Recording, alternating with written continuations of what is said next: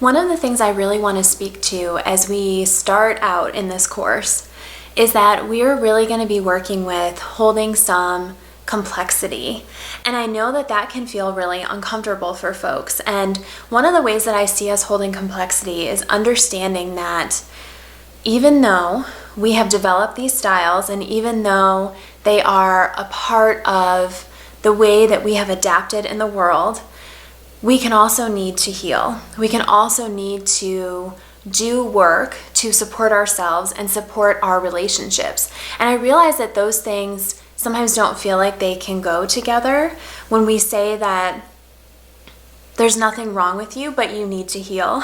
I think that those things can feel kind of counterintuitive together, but I think that they actually go together beautifully. And one of the things that I've noticed is that when we start to include this sense of there's something wrong with you or there's something bad about your attachment style, we really bring in the concept of shame. And I think that that is part of what essentially keeps people from moving toward a place of healing.